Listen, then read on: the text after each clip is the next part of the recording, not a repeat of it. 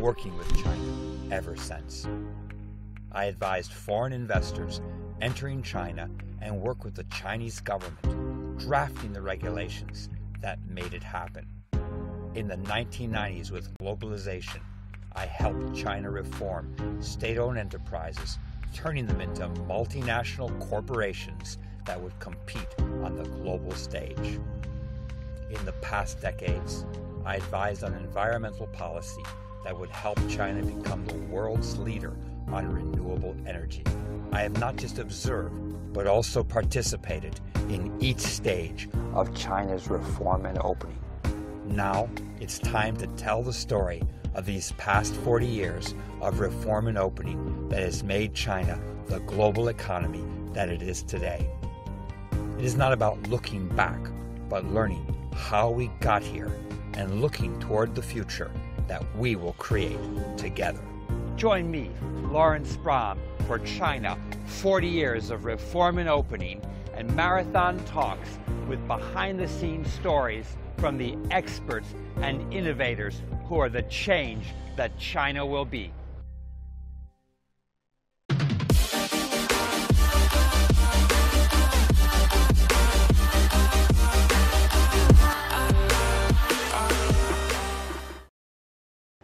China, Reform and Opening, 40 Years in Perspective. Hi, I'm Laurence Brahm. Hi, I'm Yang Xinmeng. Today we're looking at China's international relations and a spectrum of issues. Should China have a greater role in international affairs, or should China keep its head low, as Deng Xiaoping once said, and avoid outside conflicts while it builds up its own economy at home? And the question, is the foreign media giving China a fair shake? Xinmeng. Well, with China becoming the world's second largest economy, I think it's really hard for China to keeping low-key now. Especially as China's own approach to development is being studied by more and more countries, and then we see the Belt and Road, and as a result, we're going to be able to look at all of these issues today, right? So to better understand China's role in the world, we have this video. 40 years ago, at the initial stage of reform and opening up, China adopted the keeping a low-profile strategy. This focused on domestic development while seeking a peaceful international environment. However, some voices accuse China of not being a responsible stakeholder. As China develops, the country has gradually taken a more active attitude on the global stage. But this time, there is increasing suspicion on China's role in international affairs. Some have even conjured up an extreme China threat theory. China seeks peaceful development, advocates win-win cooperation, and has an independent policy of non-interference. It is working hard to protect the current international order led by the United Nations while actively engaging in globalization. It forged more partnerships to fix regional issues and to meet global challenges, such as taking part in peacekeeping operations and combating climate change. China is also calling to build a global community with a shared future. So why has China been accused of neglecting responsibilities in the beginning of reform and opening up? Why is China being treated with suspicion for its role in the global governance system? And exactly what role should China play in the world? To understand China's role in international relations today, we have an incredible lineup of guests who are real experts in their fields, covering international relations, foreign policy, international trade, news, media, and of course, cultural exchange. But first, we'd like to thank Huang Ting Restaurant in the Peninsula Hotel in Beijing for offering us this very nice place. So it recreated a Beijing's nobleman's courtyard home. What a perfect environment to discuss international relations. Yeah, exactly. So shall we introduce our guest? Please. First, we have Wang Huiyao, founder and president from the Center for China and Globalization. Welcome. Thank you. President Wang, let me ask you about your organization, the Center for China and Globalization. How did you form this organization, and what's the inspiration for it? Thanks, Laurence. This is great. I mean, we actually started our think tank about 10 years ago. That was actually when Beijing held its Olympic Games. I mean, the slogan for that is one world, one dream. So basically, it's a sense of China opening up again and embrace globalization. So CCG was founded then, and that's about 10 years now. We are focused more on the globalization, governance, trade, investment, and migration and talent flows. So we had about 100 full-time researchers and staff across China, and actually this year we've been ranked as a top 100 worldwide think tanks. Very few Chinese think tanks made into that list. And also we've been granted a special consultant status of United Nations, which is the only think tank from China has that privilege. We've done a lot of visits, a lot of exchanges, particularly with the US think tanks. And also we want to be a bridges and a hub and a platform for international organizations, our diplomatic ambassadors and the business community and chambers as well. So I'm very pleased to participate in your program. This is a really new concept in China because think tanks, I mean, we think of think tanks in America, in Washington, as research organizations independent from government that are feeding different ideas up. And traditionally in China, the sort of so-called think tanks were really government subsidiary organizations. If I'm correct, your organization is the first independent think tank that's doing independent research and analysis from cross sections. So, I mean, it's the beginning of real think tanks having a real role in policy. Is that right? Absolutely. We don't get any fiscal support, any money from the government. It's largely funded by private sectors. So I think China getting to the stage now that the hardwares are better and better, but the software really needs to be upgraded. And the think tank is a very important part of that. And also, I think 30 years ago, 40 years ago, when Deng Xiaoping had this private enterprise injection into China's economy, it revitalized the economic market, now become the second largest economy. So I think on the social idea market and the policy market, private think tank, independent think tanks should come into place, and so that we can stimulate China become more software capable and then have more better policy options for government to choose to really to improve China. I think in the long run, China's think tank is probably more important than in other aspects. Now, another thought that struck me, a lot of the think tanks in America have academics or theorists working inside coming up with policy. But sometimes it's removed from the people in the street or real trade issues. And I've observed that CCG has, in your advisory board, you have so many business leaders. So does that give you a different edge, one that's more pragmatic, one that's really dealing with hard trade issues, investment issues, that can be more relevant than the theoretical approach? Absolutely. We have about 100 full-time staff, but actually we have another 200 or 300 networks of ex-politicians, academic elites, and also international experts, so that we actually have a mixed community of the think tank, not only from China but also world. And particularly, as you said, we have a lot of business leaders in that, so that people in the pragmatic world facing the real issues that really can generate the really policy issues that we can digest and analyze and then submit to the policy makers to make really sound policy decisions. The pragmatic world, this is really a theme that keeps coming up every day in our discussions of China's reform and opening. It's not about ideology, it's actually about putting ideology aside and seeking pragmatic solutions, and even the think tanks are oriented on pragmatism. Yeah. Who's our next guest? Well, next we have a journalist and author, Caroline Foyle. Welcome. Thank you for your invitation. Very nice to see you again, Laurence. Thank you, Caroline. I mean, I've known you now for years, and I think you have been in China as long as I have, if not longer. When did you first come to China? We met during the last century. This is the China century. That was the American century. And as I recall, you and I were sharing the same courtyard house in a little alleyway in Beijing. I raised 2 Pekingese dogs there, and we used to drink tea in the morning together, and we would also be seeing who'd be staying up later at night writing or working. That's right. That's right. And you were the one who actually, I think, did the most writing. You've written this incredible, this is the whole reform and opening of China as seen as a journalist, covering some of the most significant moments of these past 40 years. If anybody wants light reading for the airplane, I mean, this is incredible. And so, Caroline, tell me, in your view, over the past 40 years, if you thought about 2 or 3 events that you've covered that were like threshold events of change, what would they be? I would start by, actually at the time I was not a journalist. I was applying to be a diplomat. And I arrived at the French embassy at the very beginning of the 80s. And the ambassador, who was an old hand on China, a very good specialist of China, didn't really know what to do with a woman in the team, because out of secretaries there were no women in diplomacy at the time. So he sent me to an institute who was looking for books, because they were reopening after 10 years of closing down with the Cultural Revolution, and they wanted to have books from outside.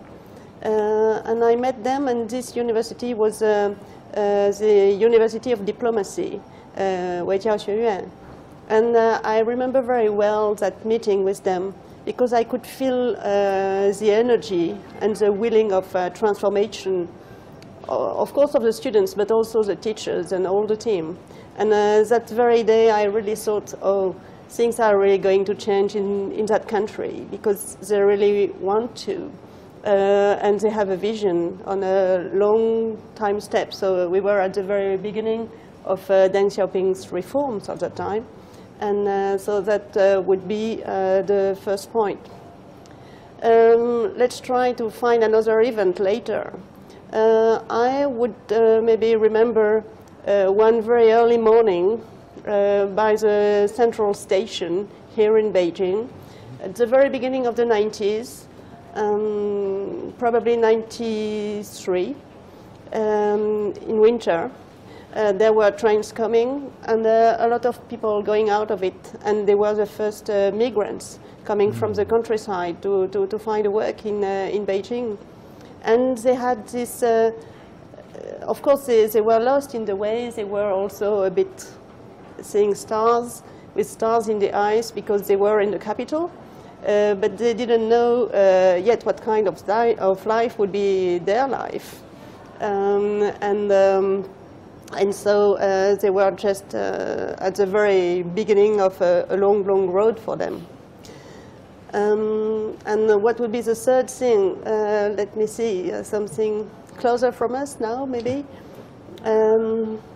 An event in the 2000, let's say an opening, for instance, in 798, this beautiful place Art gallery. where you have all the art galleries, and where you have this kind of possibility of expression, of artistic sense, a lot of mixture of people with, of course, all the artists, intellectuals, but also workers who used to be there, who come because it's Sunday and they have time and they are around, and a lot of foreign visitors. And this place is amazing. I mean, it's so interesting to see what's happening there. Yeah. So I really like to hang around there on the weekends and see what's going on. One of the things about your books is they're published only in French, right? There are some traduction coming out now. In English translation? Not yet. I'm waiting for this translation. You know, we need it in English, because yes, this is such an objective, and I know it's objective because I lived next door to you, and I know what you saw, and this is an incredible objective story. And we need to have this kind of in-depth presentation of the changes that took place. And I really think this is also very significant, because you talk about 798, and you have this sort of, incredible modern art. What does it mean? He's smiling, he's crying, something's going on in his head there. It leaves us with a lot of questions, and I think that's what we're asking, is questions today. Right, Simon? Yeah.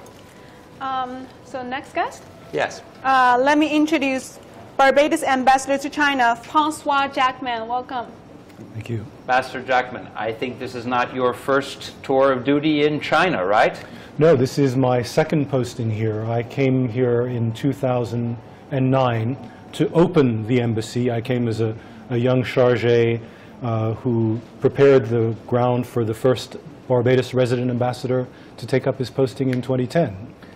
Very interesting. And then after you stayed here, you went back to Barbados. If I'm correct, you headed the Confucian Institute. Is that right? That's right. After I finished my first posting here at the end of 2014, I went back to Barbados. Postings terminate after 3 or 4 years in our system. And I was asked at the time by the university, our regional university called the University of the West Indies, to help start up the Confucius Institute that was being established there. I think many people know about the Confucius Institutes. They have become important parts of China's outreach, using culture, using language, and the University of the West Indies was very keen to have one. It wasn't perfectly clear how this would take place because the relationship between the Caribbean and the English-speaking Caribbean in particular and China is in its operational phase still very new. And they thought, well, he's been in China, so we'll have him over. And I spent 2 really interesting years in the university, in the Ministry of Foreign Affairs, helping this new institution to take shape in Barbados and the Eastern Caribbean. Now, there's something that I think our audience almost be asking. You know, you have, in the Caribbean, you have Barbados. It's an island nation. China's far away. Yeah. And you have a Confucian Institute. You're at a university. Are students there interested in China? I mean, I know in like Havana and Cuba, you have a very big Chinatown and Chinese population. But in Barbados, do you? Where's the connection? Yeah, to be perfectly frank, when I took up that assignment, I had the same questions in the back of my mind, well, in the front of my mind, in fact. And I was a little, I wouldn't say skeptical, but I was going to be quite realistic about what kind of response we would get. Because indeed, China and Barbados are about as far apart geographically and culturally as you could imagine. They are not that familiar one to the other. And so we were not sure what the response would be. And we were absolutely overwhelmed. So in a university that has about 6,000 students, the first semester that the Institute started teaching Chinese, we had almost 400 students. This was mind-boggling. This is more students than there were in foundation courses, which are compulsory in the university. So that told us that there was a real, genuine curiosity. There was, first of all, an understanding amongst Barbadian, and I would say peoples of the English-speaking Caribbean more generally, because it's a regional university. There was an understanding, an impression, a sense that China was growing in importance, and it was growing in its importance in its relationship to us. And that one way of dealing with this evolving relationship, this still slightly mysterious new country, was to find out how the language and the culture worked. So the response was overwhelming from the beginning, and since then, the Institute and the university have really developed closer and closer relations with Chinese institutions and others, for that matter. And now, second tour of duty back in Beijing. How does it feel, and what kind of changes have you seen over this period of time, 2009, and now it's just about 10 years later, 1 decade has gone. What has happened?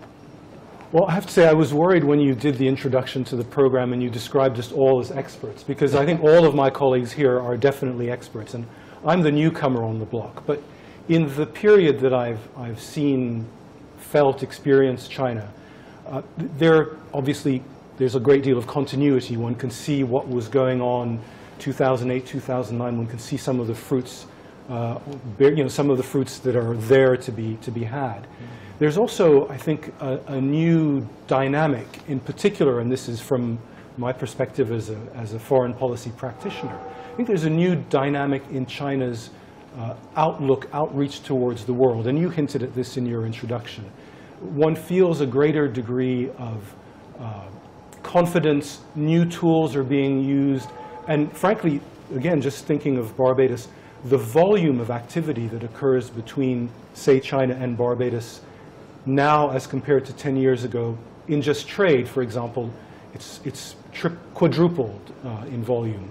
The number of students who are coming back and forth has gone from 0 to maybe 100 every year.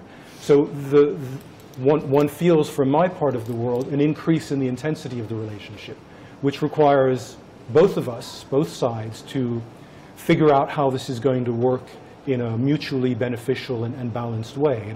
And that, of course, is a challenge between the world's most populous country and a country which has fewer than 500,000 population. And it's about figuring out how to work together in a pragmatic way. Absolutely. Solving solutions. Yeah. Shinmeng, do we have another diplomat at the table today? Yeah, we also have another ambassador from New Zealand, Claire Fernley. Welcome. Hello. Ambassador Fernley, when I was a little boy in New York, my grandmother once told me that if I dug a hole straight through the ground from Manhattan to the other side of the world, because the world was round, I'd come out in Beijing. In those days, they call it Peking. Now, if someone was if the Ambassador Jackman is in Barbados, and if a hole was dug straight through the earth, would you come out in New Zealand? Another island? It's possible. Depends on the angles. I'm told you come out in Spain. Okay. But we'll have to test that. This is also, if I'm correct, your second or third tour of duty in China. That's right. You've been here a few times. In different capacities. Tell me about those capacities and what you've seen, the changes you've Well, witnessed. I first lived in China in the mid-80s, arriving in 85, teaching in Xi'an. I had a great time, and then was lucky enough to get a scholarship for 2 years to the Beijing Languages Institute and to Beijing University. And then I worked for an Australian company, and that ran together for 5 years in the 80s and left in 89. But then I came back as Consul General in Shanghai in the 90s, and I headed New Zealand's representative office in Taipei in the noughties. I've just finished 3 years in Seoul as ambassador, but arrived in the middle of the year here in Beijing. Very glad to be back. And in a nutshell, over the spectrum of time, what changes have you seen? I just look at the huge expansion in economic choice that ordinary people have. I think about life in Xi'an in the mid-80s, and the choices that people had were relatively narrow. The danwei structure, the unit structure, determined many aspects of people's lives. So I look at the choices that people have today, particularly economic choices, and just see a different life that families have, ordinary people have, whether it's in the cities and in the countryside as well. That change is a change that impacts worldview, mindset, dreams for life, ambitions and aspirations. It's huge. Wow. And big changes are taking place not only on the diplomatic front, but also the cultural front. Let's introduce our next two guests. In cultural aspect, we also have Hilary Wan, chair of the Canada Golden Maple Film Festival Organizing Committee. Welcome. Hilary, you have actually pioneered one of the biggest film festivals in North America for bringing Chinese films into that market. You're a bridge between cultures. How did you get into that situation? Hi, Laurence. Very nice to be here, and thank you for inviting me. So I'm, working right now in Canada Golden Maple Film Festival Association. Yeah, because Vancouver, it's also known as North Hollywood. Yeah. North Hollywood. Yeah, North Hollywood. So we think there's a big, big market and big opportunity to bring in a lot of our Chinese filmmaker and also Chinese film industry to North America. That's we are working so hard for that. That's you see this year our film festival. Yeah. Thanks for what you're doing. You're doing so much. And there's another guest we have who I think is an ambassador of film, if I'm correct. Yes. Let me introduce, last but not least, curator and film researcher Sam Hall. Welcome. Sam, you are actually an ambassador for the Ministry of Culture to introduce Hong Kong film to the world. How does it feel to be our third ambassador on the show? Yeah, it was a great experience. You talk about the profile of China, how for a long time China had maintained a low profile, but gradually China is becoming more and more high profiled, whether either on its own effort, but also being focused on China itself. So I think to have a higher profile is something that China has to deal with. But of course, when I was invited to kind of introduce Hong Kong film to the world as part of Chinese culture, I very gladly went along with it. I think, and also I feel very happy to be contributing to the soft power effort of China. But on the other hand, I think have someone who, I'm a Chinese American, I was actually out there in Hong Kong digging in my backyard, and before I knew it, I was in Texas. Amazing. You know, I was asked a lot, and this is how I told Americans. But anyway, go back to the point of being an American. America probably is the best soft power country in the world. It has a very established system of promoting itself, of promoting its culture, and promoting its goodness. And this is, of course, wonderful. But on the other hand, I realized something, too, as a Chinese American, as someone who has traveled around the world in film festivals a lot. Soft power sometimes backfire on a country, because by promoting all your goodness all the time, and people saw another side of you, they felt cheated. And I think the practice and exercise of power, of soft power, should be done with care and, most importantly, with sincerity and honesty. So to use a movie symbology, Kung Fu Panda always talked about soft power being, the chi being more important than the hard power and the muscle. We're going to learn a little bit more about China's soft power, hard power, and the yin and yang of both after this short break.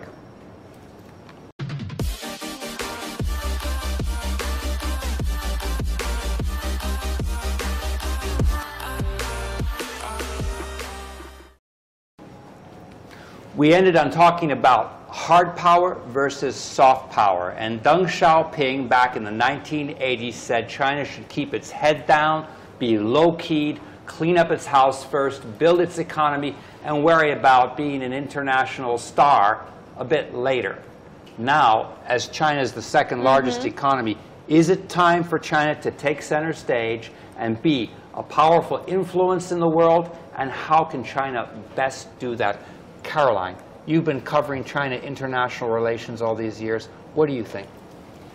Well, I think, yes, China can't avoid now to answer to that question, but there are ways to do it. And I would say that doing it too quickly, too suddenly, would frighten the rest of the world. And then there might be a proactive reaction that won't be positive. And in this way, I think the next future has to be seen through that perspective. So how can China let her voice be listened to? What kind of message is she going to bring? At the same time, how will she understand the new economic balances? Of course, the temptation could be China has power, China has money, China can buy things here and there, but then all the doors will get closed and everybody will be blocked in his own system. In a way, this is what is starting now. So I think maybe bringing a more persuasive message, maybe explaining more the vision, because China has this capacity to foresee things on the long term, which in a way the Western democracies, not to say that the people are not able to see the future, of course, but the political system change in a different way. So it doesn't maybe give the way to implement a very long-term policy. So should China be able to explain more, to open more itself? I know it's difficult to communicate, and everybody has got to find the best tools for that. It's not only China who has to do it, it's also the rest of the world who has to admit that now China is part of the scenery, and we have to find a way to communicate and explain and just calm down the tensions. because most of the tensions come from a lack of understanding. And so culture is a way, just political explanation is a way.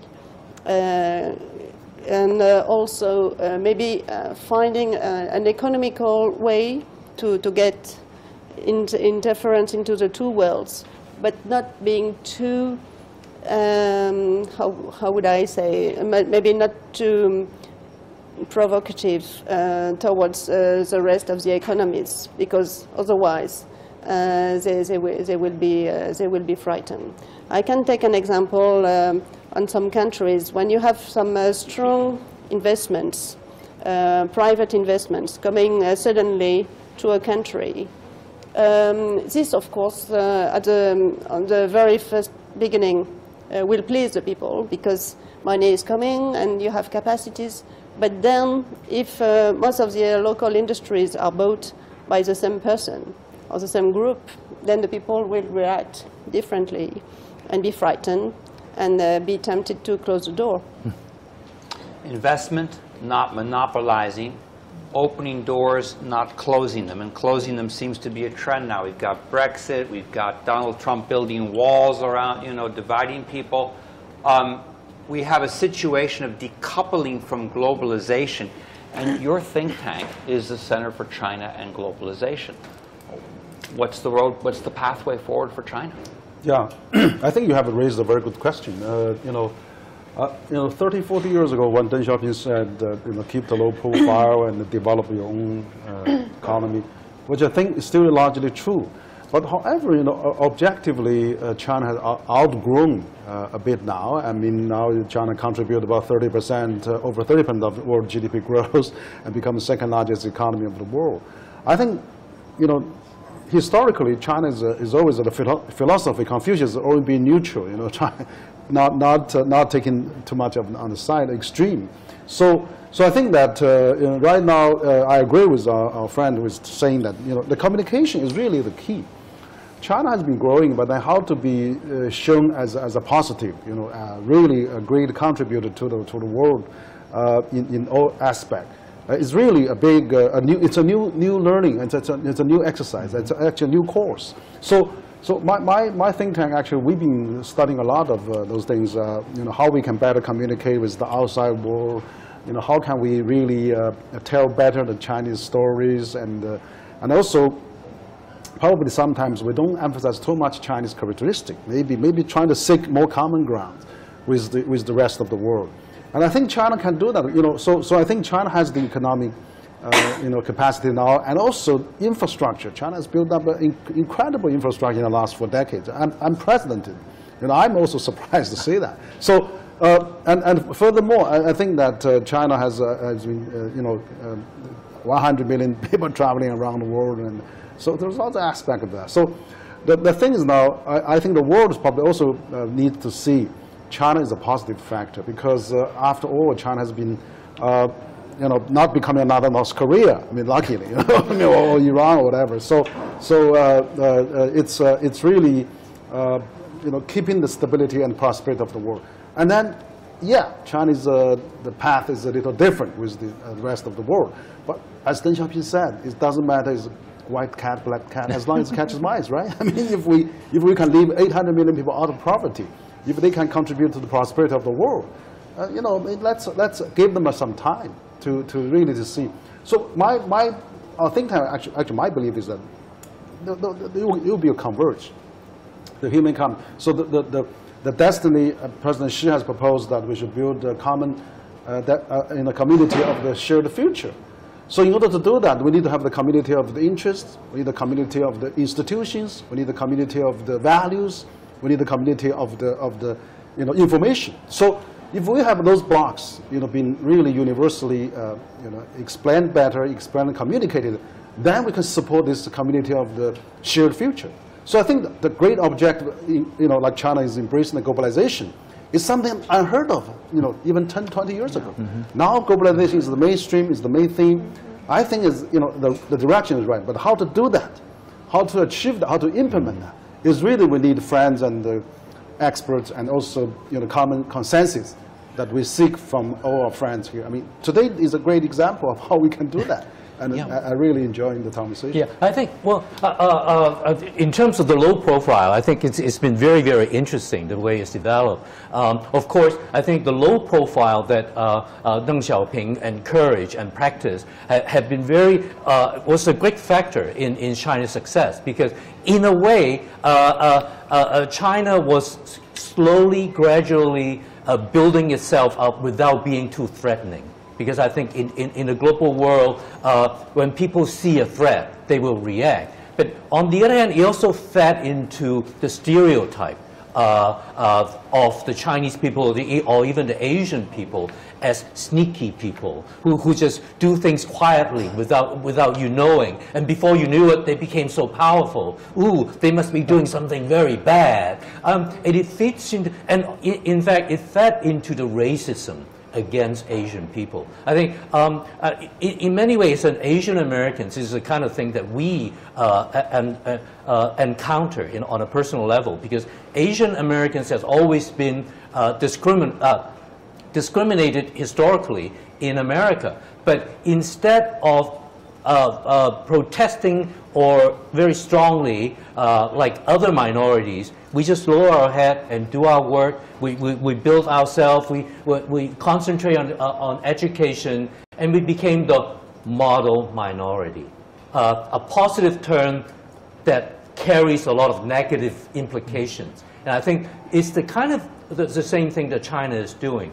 That our low profile has allowed us to succeed, but also it fed on that stereotype, even racism. And I think, and of course, I go back to the American soft power also. I've always, because as Asian American and minority in America, we often talk about empowering ourselves. Empowerment is very, very important. But to me, I always warn all the minorities, yes, we should empower ourselves, but there's the word power in empower. Empower corrupts. I think almost every American knows the phrase, power corrupts, absolute power absolutely corrupts. But Americans tend to point their fingers at other countries with the second part of the phrase, absolute power absolutely corrupts. But when Americans seek for power, they celebrate power, they did not realize they've been corrupted by power. I think this is something that China should be very, very aware of in exerting our soft power, seeking our soft power, and seeking equality on the global stage. So we go back to Kung Fu Panda, and the Dragon Warrior will save the planet. Let's look at soft power and hard power. I really want to hear from our two diplomats, because you must be dealing with the question of soft power, hard power, not only in your relationship with China, but your own country, whether it's soft power, hard power. Tell me what you think. Well, certainly, you know, we've seen the work of the Chinese embassy in New Zealand, who are extremely active in presenting cultural and other aspects of engagement with China. And we have a thriving Confucius Institute, actually several in New Zealand around the country. And this is relatively new. It's not been seen before. I mean, we're comfortable with the fact that a country of 1.4 billion people on the rise is going to be wanting to present itself and to engage with the world in new ways. And we see the soft power side of things going beyond the people-to-people links out into, you know, policy efforts. And I'd look at developments, for example, around the Asia Infrastructure Investment Bank, which perhaps isn't the sort of soft power that you were talking about, but it's clear, you know, China's actively engaged in the regional architecture. In APEC, we've seen the meetings in Papua New Guinea just in the last few days, with the East Asia Summit, where again China has the opportunity to engage in soft power through foreign policy and diplomatic policy. But we also see China seeking to shape the regional architecture. And I think the first time we focused on that sort of soft power was with the AIIB development back in 2013-14 when it first got going, and then was actually established in 15. You know, this was China seeking to shape international infrastructure in a way that met its ambitions and objectives. It was something that my country was engaged in very early, and we were one of the founding members of AIIB because we could see the need for it. There was a need, unmet infrastructural need in the hundreds of billions of dollars in the region. So it makes sense for us to find new tools to try and address that need, to facilitate development in the region.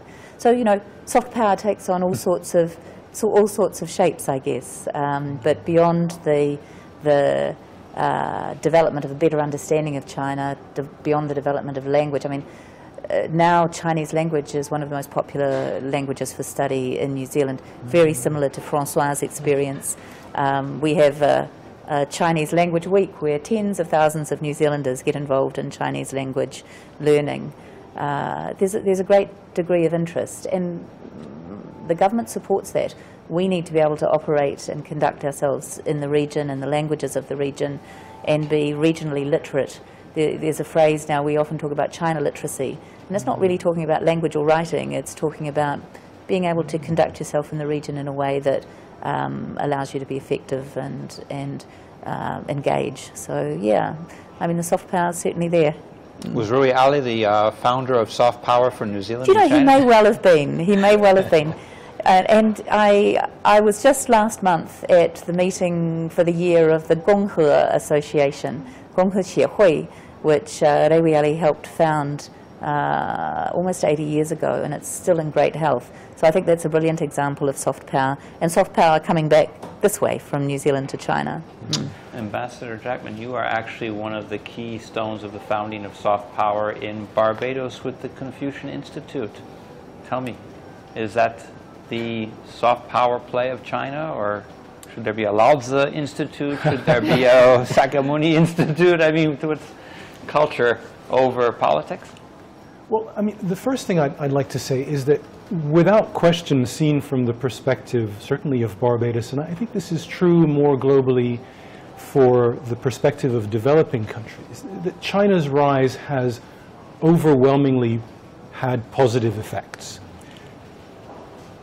Events this big, this scale, on a tectonic scale in geopolitical terms, don't occur without there being frictions, challenges, misunderstandings, and in some cases conflicts. But globally speaking, from our perspective, developing country, China's emergence has been really nothing but beneficial. Now, as I said before, the challenge for countries like mine is to find a medium through which a relationship which is intrinsically so unbalanced, the biggest, most populous country in the world, the second largest economy in the world, with countries like ours, which are the smallest countries in the world. This inherently is a challenge, and because of the lack of knowledge, the lack of understanding, the relative newness of the relationship, there will be misunderstandings.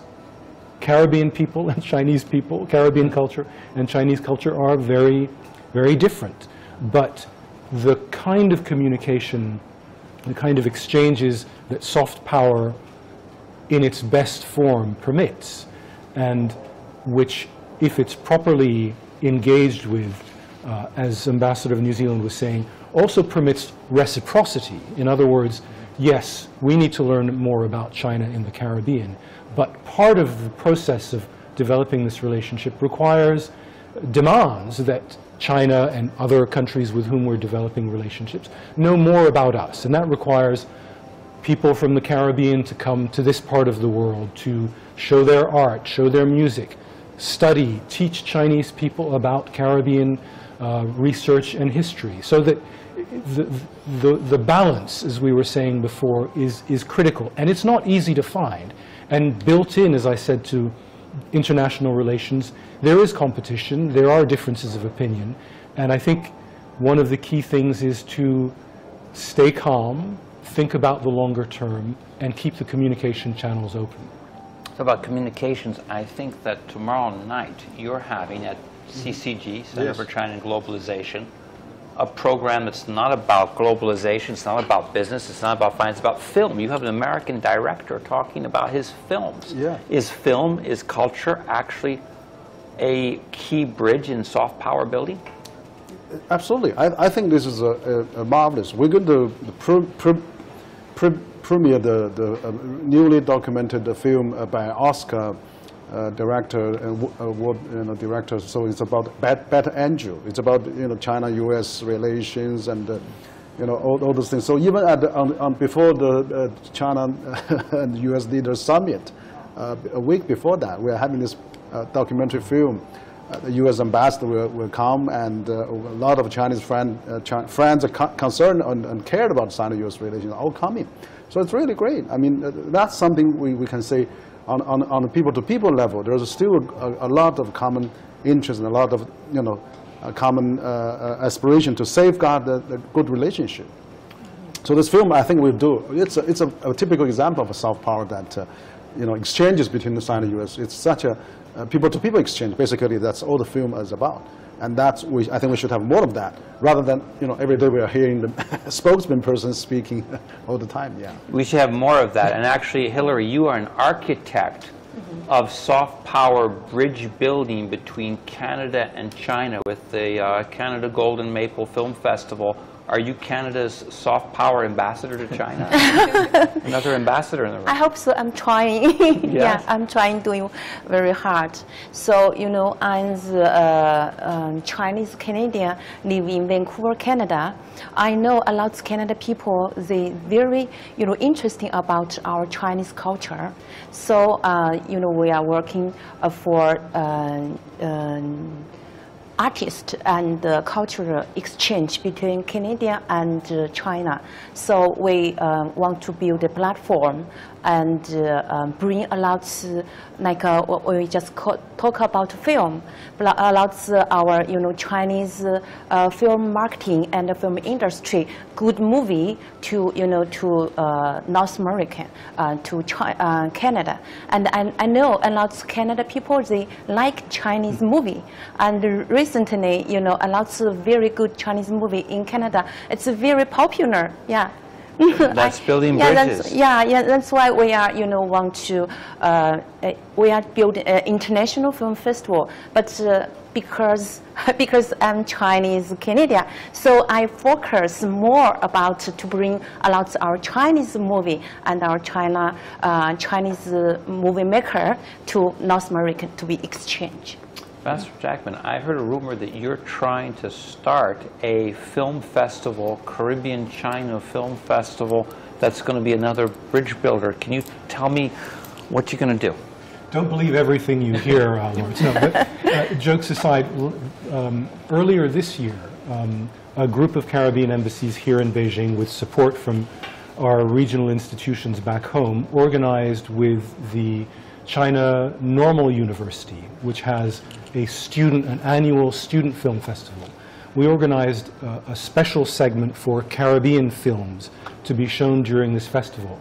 And I was really surprised, astonished, and really happy to see the level of response that the audience gave to these films about a part of the world which, frankly, in the student universe in Beijing is not very well known. But this is the great power of film.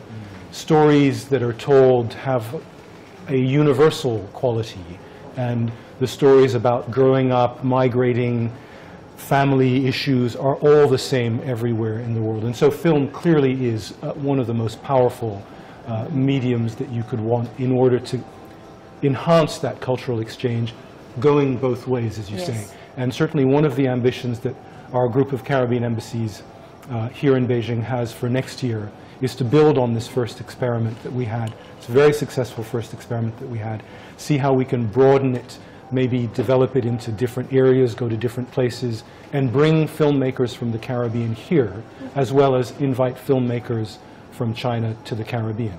So more people are, sorry. yeah. You're the expert on film, tell us. Yeah, I think organizing film festivals is a wonderful thing, and especially because I think the film festival circuit or even the film festival industry, because the film festival had become more and more of an industry in the past 30 years or so, with the proliferation of art film and film festival all over the world.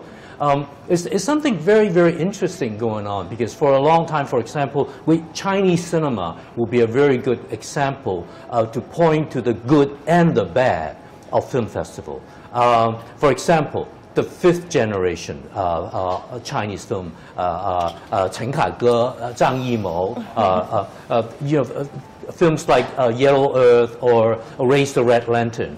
I mean, those are wonderful films, beautiful films, very touching films, and I think in many ways humanize the Chinese people for the much of the world. But on the other hand, there's a downside to it, in the sense that film festival, especially when they were dominated by the West, they tend to want films from developed countries about the problems of the developing countries. For example, about the poverty, about how people were having trouble adjusting to life or surviving. In a sense, it's actually quite condescending sometimes.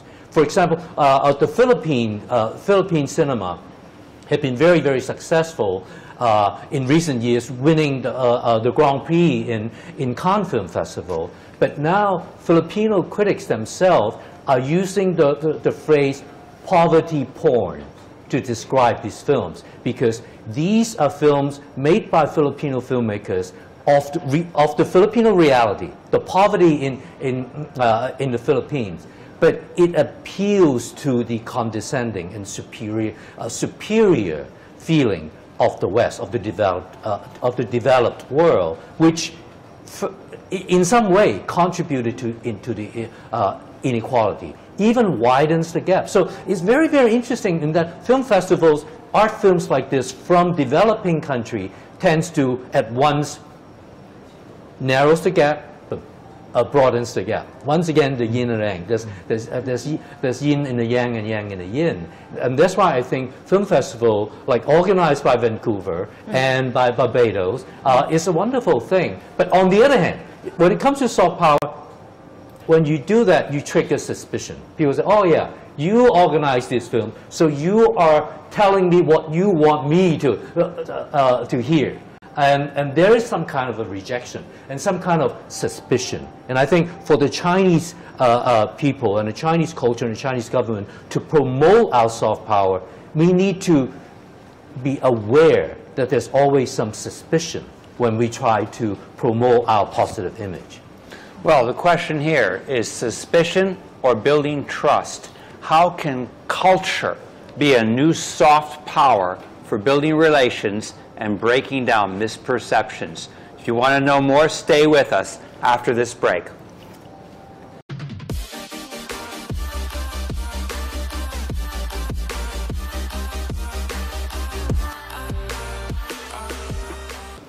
You know, culture as a soft power.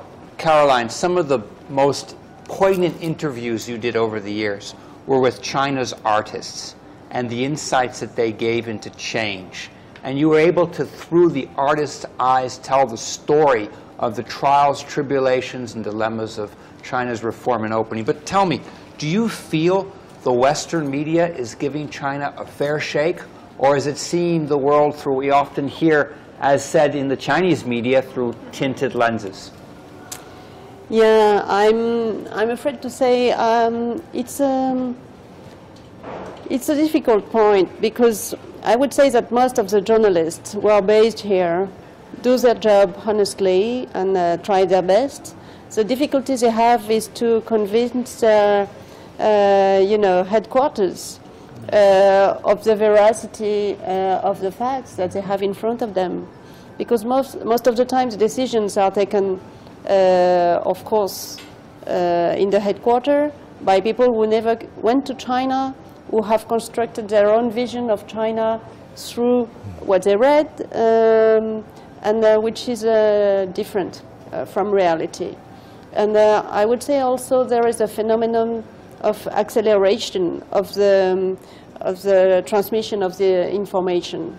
When I started here as a journalist more than 25 years ago, China was not a focus, which means that I could be allowed to disappear for 2 or 3 months in the middle of the Mongol steppes or in central China or whatever, with my own ways, stay with the people, speak with them, listen to them, trying to understand their way of their mind, and then writing that.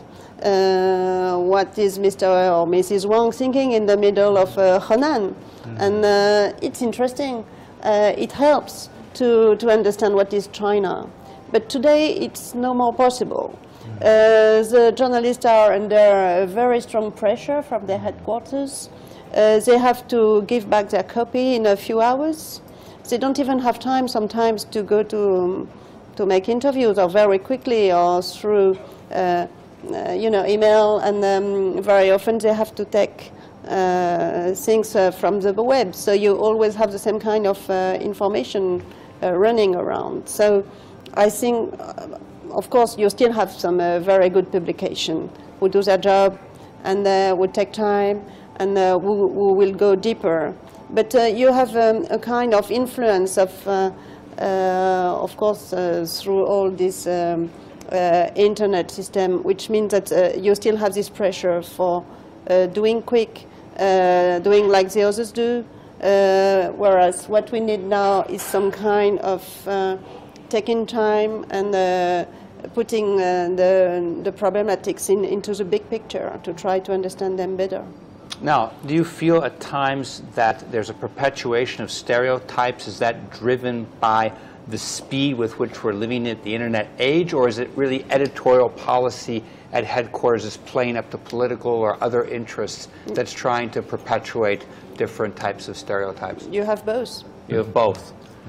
Ambassador Fuyle, when you're trying to follow Chinese news, I mean, are you watching CNN or are you watching CGTN? Watching it all, of course. Our friends in the media aren't here to give any of us an easy time. They're here to inquire, to test, to analyse. But one of the things that strikes me coming back into China work is being confronted with a tsunami of information. I mean, I think some of us can talk about the old days. Talking at the old days, you were scratching around seeking information all the time. Now it's managing an incredible flow of information in a discerning way, in a way that's able to give weighting and value to the information we're receiving. Yeah. Yeah, and when you're looking, you have so many businesses that are working with you, and you're a think tank. Where do you look to for information? I mean, is China getting a fair shake in the international media, or how can we have more balanced or more useful reporting from the perspective of businessmen and leaders who are trying to integrate into the globalized world? Yes. No, I think this is crucial. We were at the beginning was talking about communication and information exchange. I agree. Ambassador Haley said it right. We are in the information explosive era now. I mean, we're bombarded with all kind of information.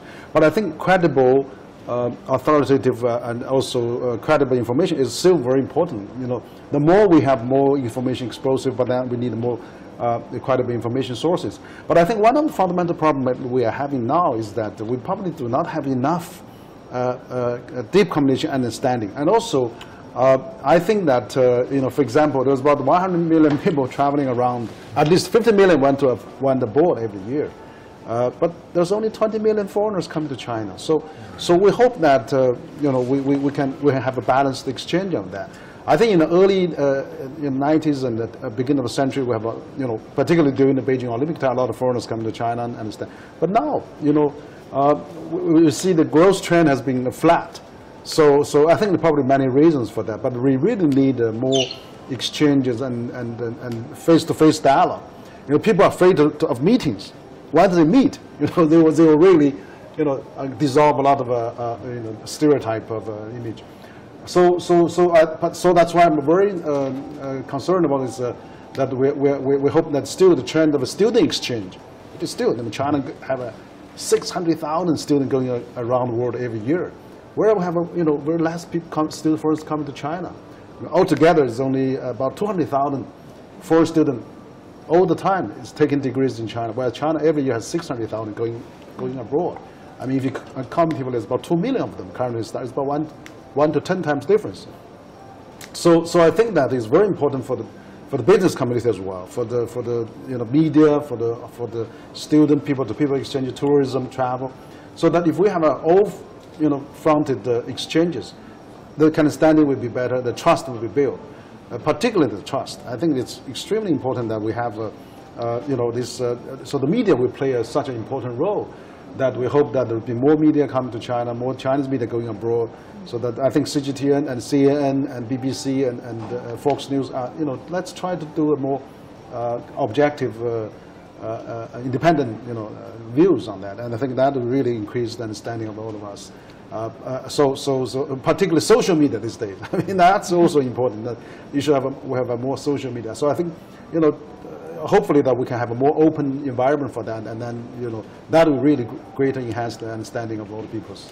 Whether it's economics or whether it's business, decision making, the accuracy of a good decision depends on information. Yep. And now we're living in a world of greater connectivity, integration.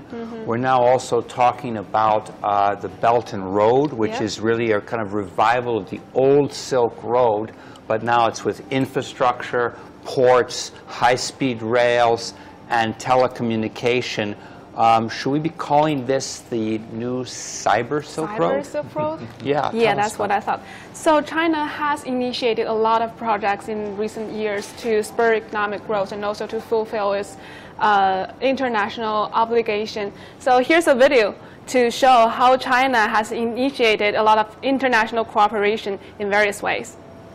With an aim to create mutual benefits and further development, China has actively initiated international cooperation in various ways. The Belt and Road Initiative is an example.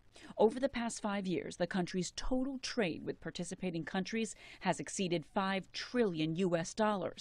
Over 80 overseas economic and trade cooperation zones have been set up with a total investment of nearly $29 billion. In 2016, the Asian Infrastructure Investment Bank was established, headquartered in Beijing. The bank aims to improve social and economic outcomes in Asia and beyond. By the end of last year, the bank approved more than $4 billion of investments in 23 projects. Additionally, the New Development Bank and Silk Road Fund are also founded in order to financially support regional development. China has also shouldered its responsibility in the United Nations. It initiated the $1 billion China UN Peace and Development Fund and provided $2 billion to support cooperation among developing countries. At the 2018 Beijing Summit of the Forum on China-Africa Cooperation, China announced it would provide $60 billion of development financing to Africa. And even amid global trade tensions, the Chinese government has repeatedly emphasized its commitment to strengthening cooperation worldwide. Once upon a time, the Silk Road was the economic order of the day, actually for thousands of years. That was changed by a technology advancement. Boats that could go into the high seas made the overland routes less efficient. However, today, with high-speed rail networks, the Silk Road is coming back, and added to that with quantum communications will be the Cyber Silk Road.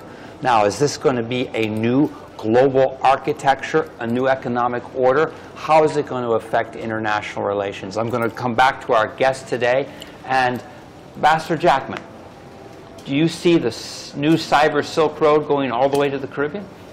Oh, absolutely. But before I get to that, I'd like to follow up on something Professor Wang said about student exchanges. I have a very vivid memory of what you perceive when you hear something from somebody else, and then what you understand when you get the information directly for yourself. So when I was at the Confucius Institute a few years ago, every summer we ran an orientation program for Caribbean students coming to China to study. Before they came, we gave them a couple of weeks of introductory courses on China. And parents of the students would come. And many parents, Caribbean parents, would come. Their 18-year-old son or daughter is going to the furthest place in the world that they can go. And parents, understandably, are worried. And in our part of the world, we look at probably CNN and BBC more than CGTN. So our perceptions are molded in this way. And so numerous parents were worried about what was going to happen to their child going to Shanghai Jiao Tong, I mean, some of the best universities in China. They were still worried because they didn't know. And WeChat, WhatsApp, and social media came to the rescue because we connected these worried parents and some of these worried young future-to-be students with students and people here through WeChat. Photographs, stories about what you do at customs when you arrive at the airport, who's going to meet, simple information about life in China from someone, from a trusted source.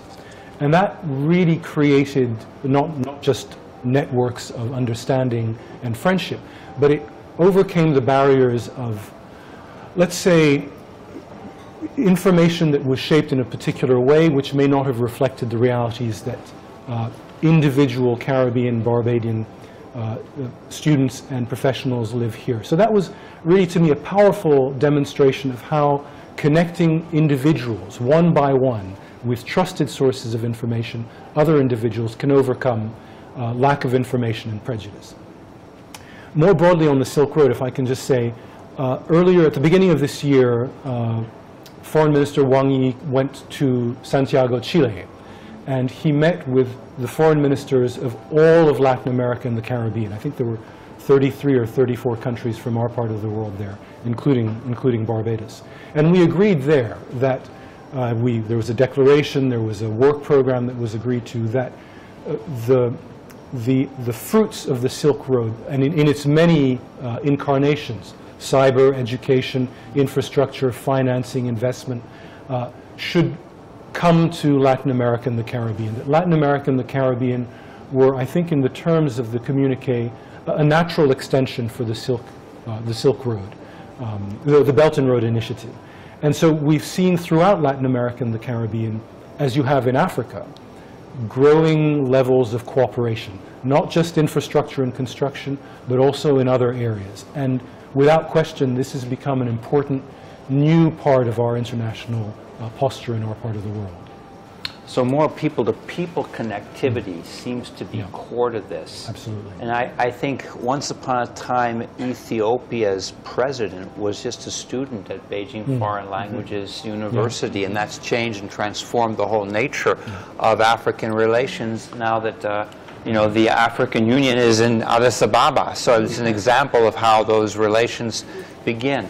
Actually, I'd like to ask the ambassador a question too, because, well, when I was sent as a cultural ambassador of China in Hong Kong, I was actually sent to Belt Road Initiative countries, and many of these countries have film people that I knew before I went there. So when I talked to them about the infrastructure projects that China was helped building in their country, which have been huge projects, involve a lot of money, involve a lot of people, but also generated a lot of negative publicity. And so in many ways, what China has been doing, but I think, as far as I know, what China has been doing in these projects China has been upfront about it too. There's a pragmatism to what they're doing. They are very upfront about, we want to build relationship with you. It's out there. Instead of, for example, what the West has been doing for a long time, helping developing countries, just in the name of helping them.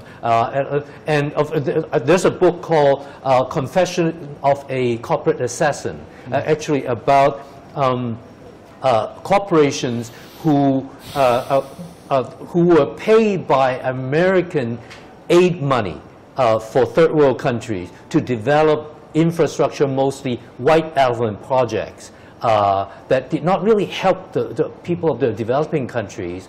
But the money went back to America because those people who built those white elephant projects were American corporations. That's from someone who actually worked in those corporations and confessed later on that he was bothered by it. For the ambassador, do you feel there is a resistance from the people of such big projects and feel that, well, we don't need this kind of project?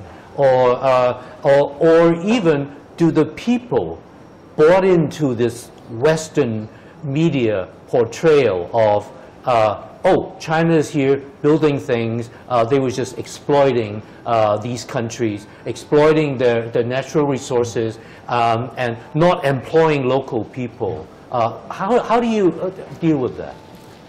Well, this is not, to borrow a film metaphor, this is not a black and white picture. Development cooperation, international relations more broadly, are shades of gray, are intertwined, are complicated, are sometimes paradoxical, and often countries that receive foreign cooperation find this a complex relationship to manage. And in this regard, although China has unique characteristics, in some ways it is just like any other country that is practicing this kind of development cooperation, which is not a criticism, it's just a statement of fact. The responsibility really lies with recipient countries to identify with specificity what they want, what they need, and what they're prepared to pay for it in the broadest sense of that. And so, as always happens in diplomacy and international relations, certain things don't come out the way you want them, certain things go pear-shaped, certain things are more complicated than you thought they could ever possibly be. So it's not a clear picture, but there's no question that when the relationship, and this comes back to the point we were making before, is balanced, when the parties are talking to one another, this is what I really need, this is what I can really provide you with, how are we going to get these two things to fit together? When the communication flows, you get successful outcomes. When the communication doesn't flow, whether it's China, whether it's America, whether it's France, whether it's the United Kingdom, disaster will invariably follow. And developing countries know all about dealing with big countries with their own agenda because we have been, for centuries, the tools of larger countries' policies. Our challenge with our partners is to find the middle point, to find the mutually beneficial solutions. It's not easy and it doesn't always work, but in that regard, I have to say in my experience with China, we have found there's frankly in Barbados only one major project that is being funded by Chinese funds, and everything that I've heard about it suggests that yes, there are teething problems, yes, there are communication problems, the parties are talking and the project is moving ahead. One thing perhaps I'd add is how different each relationship within BRI can be. The structure of it is very interesting because essentially it's a hub and spoke sort of relationship where there are a series of bilateral links between China and particular partner countries. And certainly China sees my part of the world, the South Pacific, as part of the BRI, which is not surprising in that many of the peoples of the South Pacific actually, originated over thousands of years ago in South China. So it's a natural perception, natural extension. I look at the relationship my country has with China on BRI. We signed a memorandum of arrangement about a year and a half ago.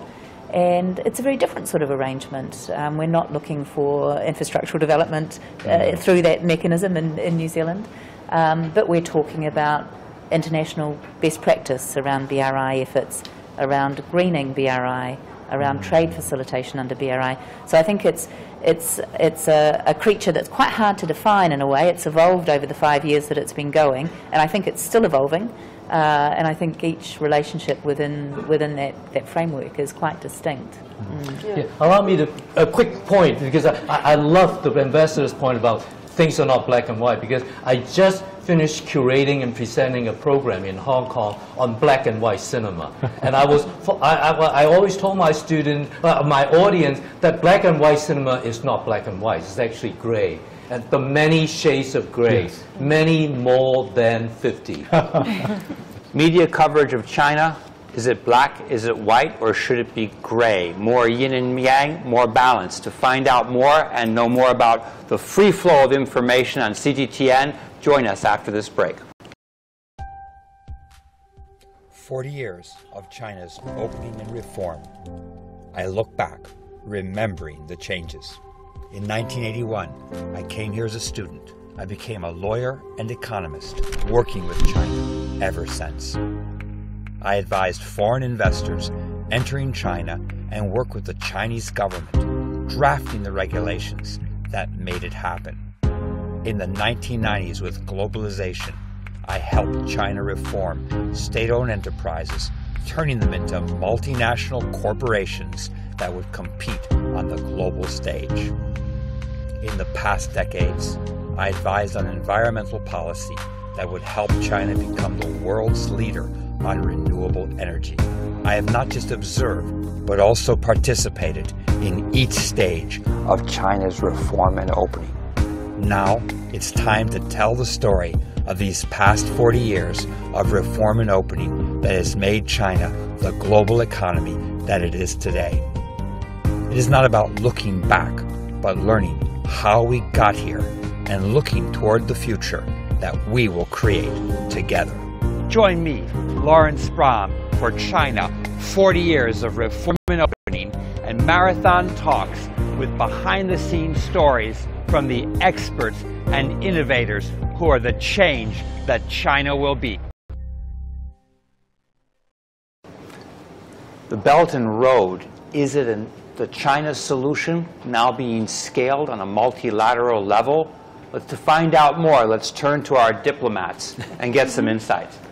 Well, if I may, I just wanted to follow up on something the ambassador of New Zealand said about the structure of the Belt and Road and how it's being presented. And to be sure, it is evolving over time as it interacts with the realities of our different countries. In the Caribbean, because of our small size and because of our common history, we try, like the Europeans do, we try to do as many things as we can together. So if you can imagine a relationship between China of 1.4 billion people and Barbados of 300,000 people, there is an inherent difficulty there.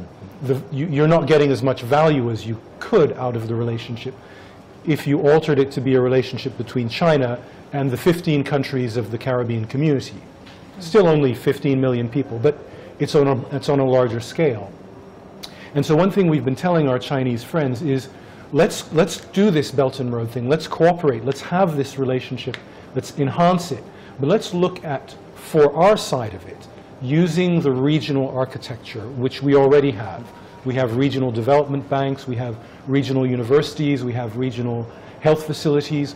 Let's feed into this existing regional architecture, which for us is absolutely vital, because we can't develop on our own. We can only develop in the Caribbean as a group of countries. And as a group of countries, we articulate our foreign policy for the most part together. We have a common foreign policy arrangement.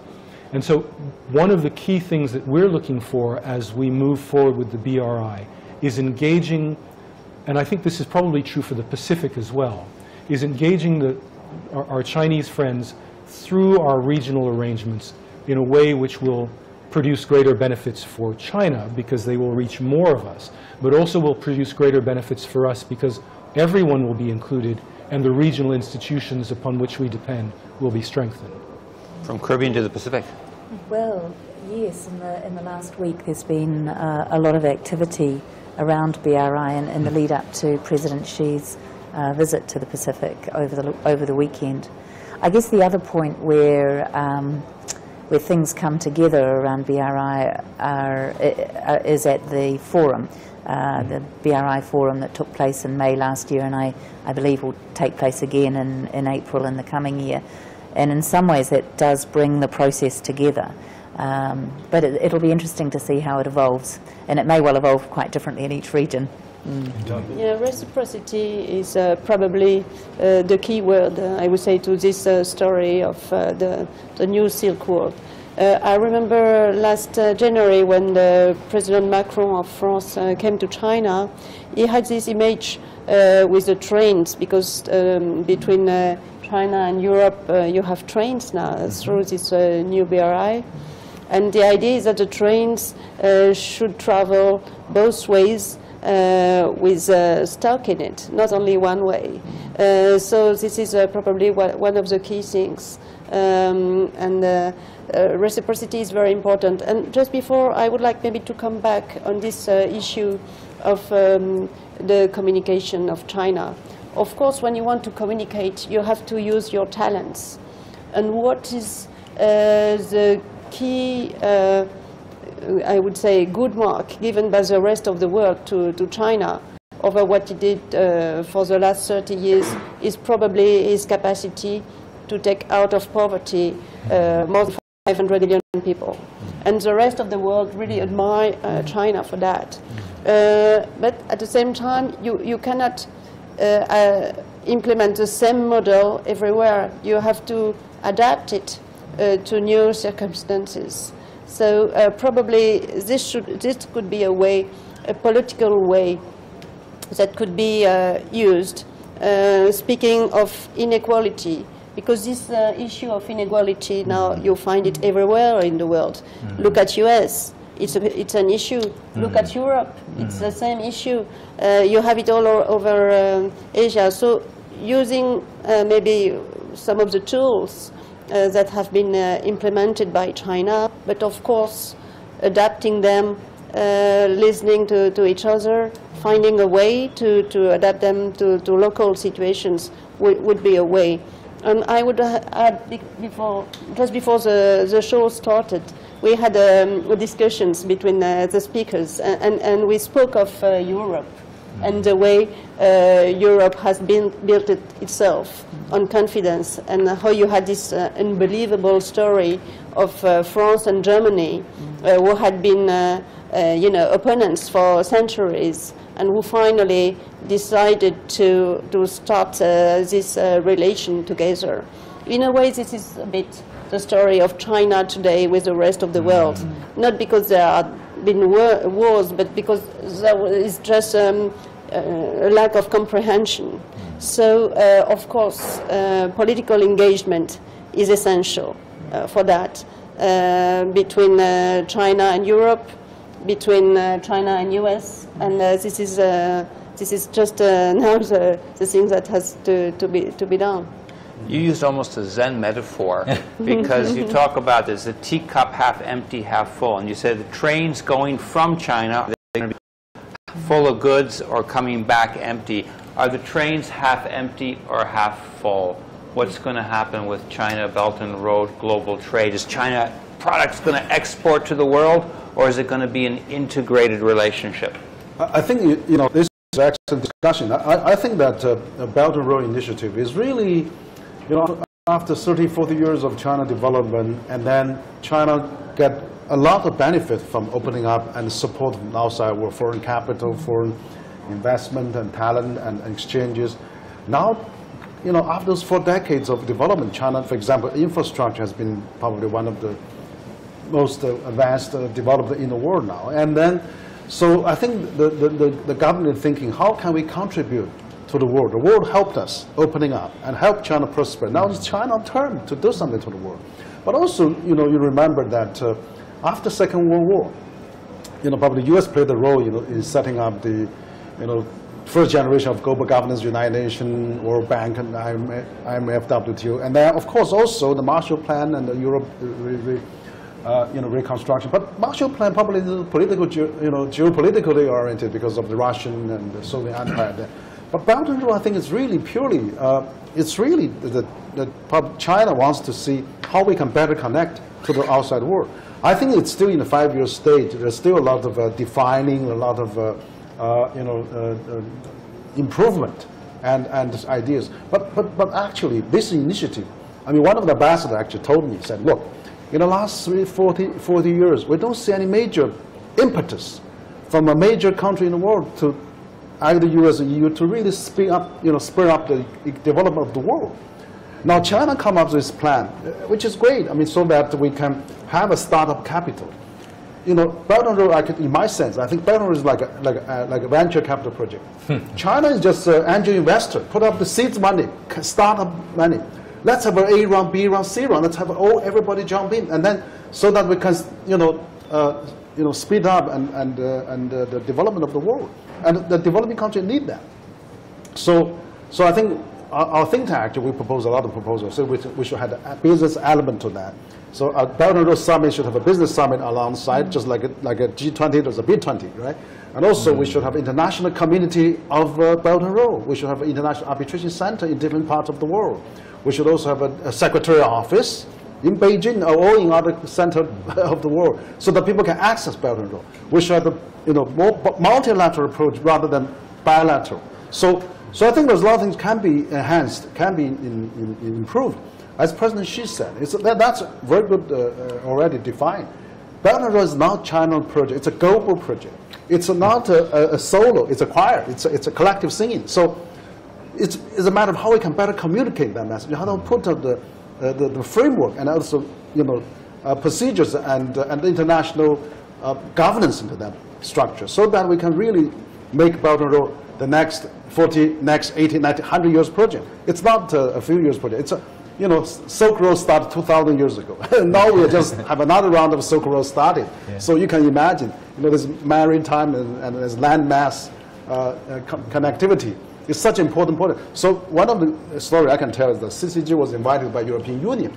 We were participating in the Euro-Asia Connectivity Project. We have contributed a lot of index to that. Now it's at the Euro-Asia Summit. That proposal the report has been released.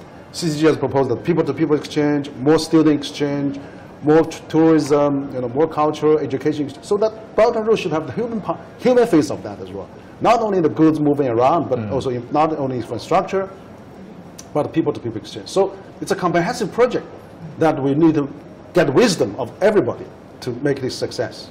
So you're really talking about a multilateralism as the Silk Road is back. And we have a situation in our global politics today where President Trump is talking about America first only, and President Xi's talking about a shared common destiny of mankind, a multilateral approach. And today we're talking about that approach on multiple tiers, not just politics, economics, trade, but also cultural exchange right down to students. And as we close our program today, I'd like to ask each of you not to look back at the past 40 years, but let's look ahead at the next 40 years and how China is going to be changing and stepping into this new role as a global leader with soft power, with the Belt and Road.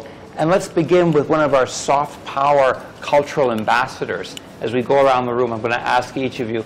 Now, Hillary, the Golden Horse Film Festival in Taiwan has recently become very politicized.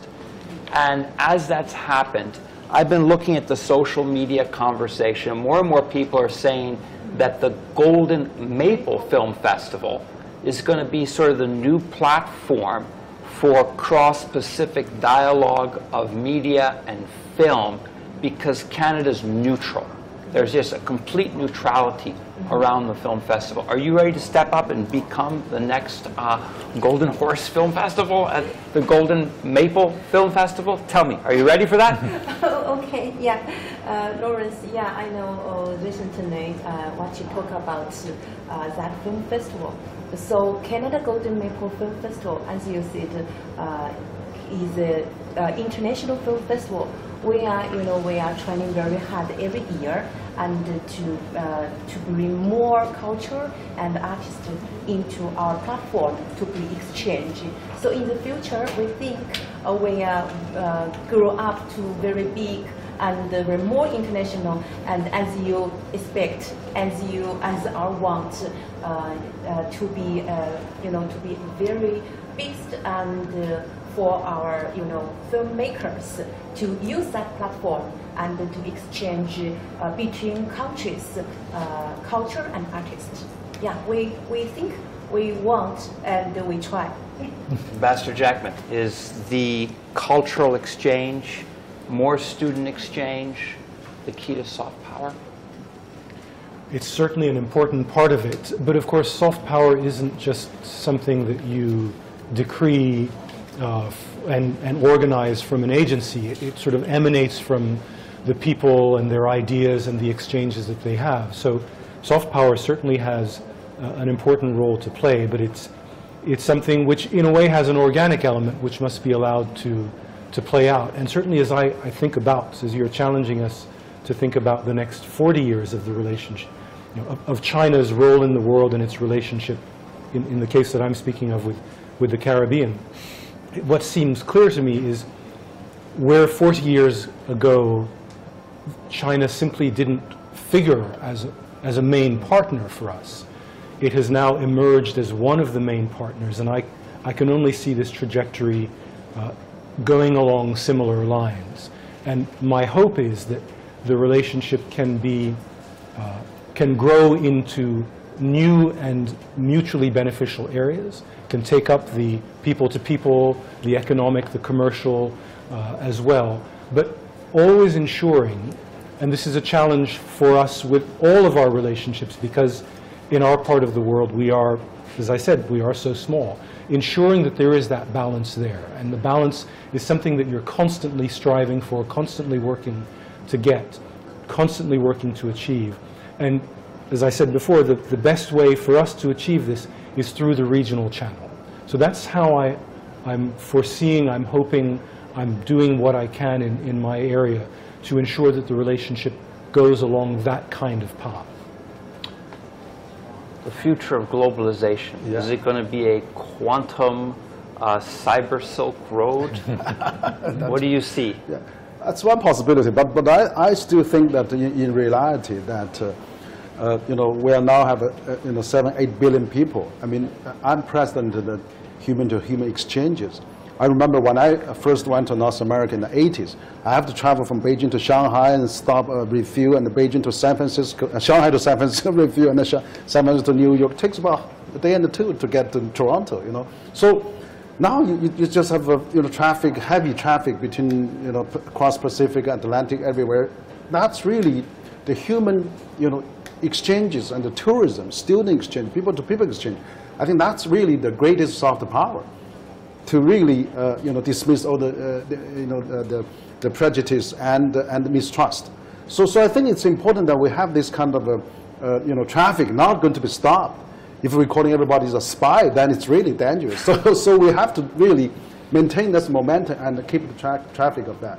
Like CCG, we actually proposed to Chinese government for the last decade to set up a new ministry of immigration. I'm glad that this year China set up a national administration of immigration, so that we can facilitate more exchanges. The new ministry announced that 60 countries come to China, to Hainan, 1 month visa free. The student can be allowed to work in China and enter in China. And then we hopefully that if you go through the borders, half hour you have to go through, otherwise this is going to be a bad post. So we're hoping to facilitate, knocking down, WTO knocking down the trade barriers. Now we're seeing some of the barriers coming back, but IMF trying to maintain the capital flow. The talent flow, the people flow is really the most important soft power, I think, that this 21st century we can have. So I believe that if more people exchange, I really believe the old saying, seeing is believing. Come to China, China come to see the world, and it's people to people really talk to each other, face to face, President Xi and President Trump talk to each other, we'll see a better world. I mean, that's my belief. Less walls, more people getting together, more communication, and barriers come down. Now, Caroline, you have written this book. It's a very thick book about the last 40 years in China. Now, if you were going to write about the next 40 years, give us a preview. What's that book going to look like? Actually, you will see it at the very beginning of the book.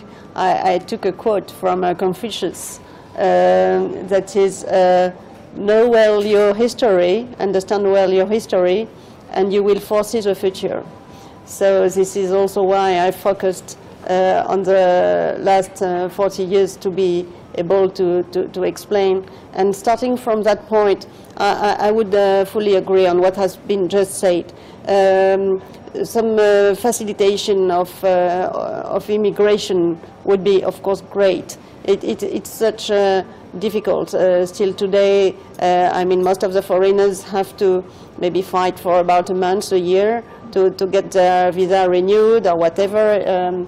Should China be able to issue some kind of equivalent of a green card of whatever for 5 or 10 years, it would facilitate a lot the circulation and the people-to-people communication.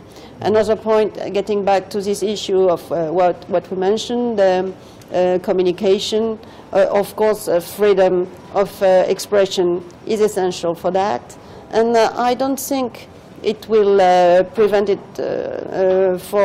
I don't think it will put any problem to the quality of the information, because if you leave this freedom down, it will give the floor to more and more reports, more objectives, and this is also essential to me. So I would focus on those two out of what we said previously. Now, I think that Roe Ali, was he one of the early, he was a Chinese citizen, right? He was, and was embraced into the Chinese Communist Party as well, which was a very unusual honor that he received during his lifetime. So this is about gates opening, or at least those days. Should there be that kind of, can foreigners become Chinese nationals in the future, or even members of the I mean, tell me, what do you feel? Well, I guess I focus on the soft power of ideas and the great contest of ideas, and I look at the impact that ideas have had in China's reform and opening over the last 40 years, bold ideas and brave visions that were adopted, and so I look ahead to that sort of boldness and policy making that's needed to carry China into the future. I noticed with interest that China had jumped, I think, around 40 rankings in the recent World Bank Ease of Doing Business survey. And that's about ideas. It's about good policies being formed. New Zealand has ranked the last 2 years as #1 in the World Bank Ease of Doing Business survey. And right now we're engaging with China in terms of how we can share ideas around creating a future that is one where the environment for business, for economic activity is carried forward. So, I'm all eyes on this great contesting of ideas, and the competition for the future of China will rest around the ideas that guide reform and opening for the next 40 years. And talking about ideas, back to our film critique, and you were talking about black and white film. Is it black and white? Is it yin and yang? What's the future of China's global relations? Yeah, the black and white was the perfect way for me to look forward to the future. Because as I was doing that black and white film, when I was talking to the audience about the gray, the many shades of gray in between the black and white, I started to realize that this aesthetics, this study of the black and white and gray aesthetics can actually have a moral function, which is to call to mind that immorality is just not black and white. It's not polarized. We talked about it yesterday. I think the future of mankind depends a lot on how China developed. Because, like I said yesterday, China was thrusted into the polarized world of post-war global conflict. The Chinese people wanted to change, but they don't know, they were arguing about whether to take communism, Marxism, or capitalistic democracy. And the Chinese people started fighting each other over which modern pole to adopt, killing each other by the millions. And then the Chinese realized, well, after one side won, the Chinese realized that we need to cross the river by touching one stone at a time and coming up with a system that is an integration of free market enterprise, socialism, and Chinese culture, Chinese tradition. It's not just a polarized world, but an integrated world. The yin and the yang, the yin and the yang, yin and the yang, yang and the yin. And I think much of the future will depend on how China fight this polarized Cold War mentality that had been started ever since the end of World War II. And there are some people in this world who wanted to continue that. And I think we have seen that China had resisted that, but it's still being imposed on China. And I think so much depends on China continue to integrate, but also to resist. Xinmeng, Yes. the yin and the yang, you're always talking about that, right? Well, yin and yang is about balance. It's not black, it's not white, it's in the middle. And Yeah. today, I think all of our guests have analyzed this in a really interesting way, but I just, Sam, I like what you just said. If, the future of the world will depend on how China evolves. And do we polarize China, or do we embrace it? Do we work against it, or do we work with it? And to use another movie motif and symbol, back to Kung Fu Panda. Will Kung Fu Panda eat all of the dumplings, or will he become the dragon warrior and save the planet? To find out more, stay tuned with us tomorrow when we'll be looking at China and the future.